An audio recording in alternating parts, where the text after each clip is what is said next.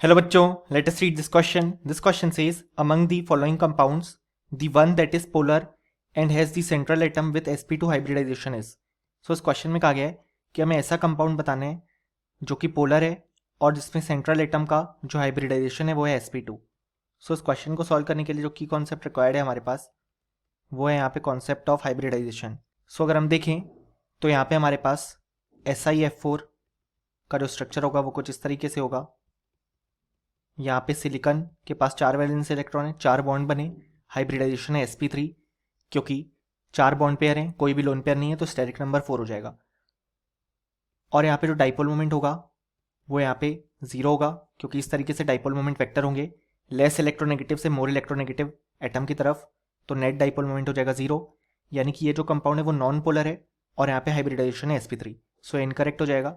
अगर हम बात करें यहाँ पे BF3 की तो उसका स्ट्रक्चर कुछ इस तरीके से होगा.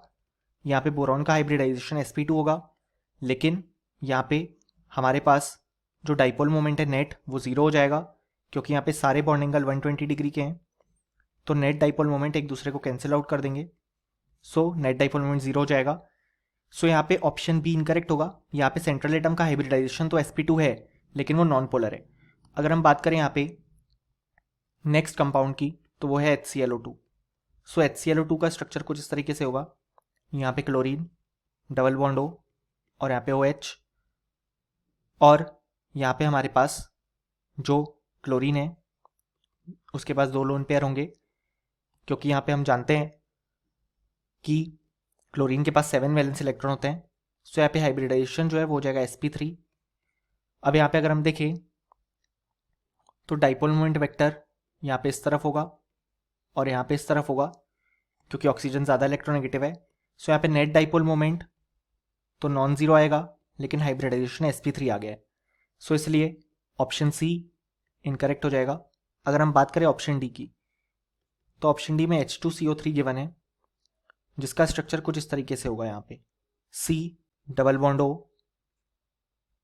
OH और OH.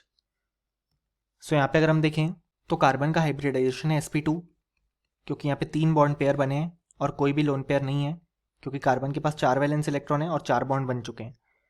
डाइपोल मोमेंट वेक्टर इस तरफ होगा क्योंकि ऑक्सीजन ज़्यादा इलेक्ट्रोनेगेटिव है, और यहाँ पे इस तरफ होगा.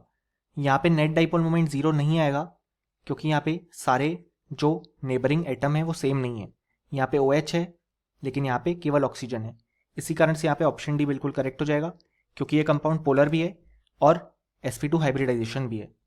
सो इस क्वेश्चन के लिए जो करेक्ट आंसर हो जाएगा वो हो जाएगा option D. Hope you understood it well. Best of luck.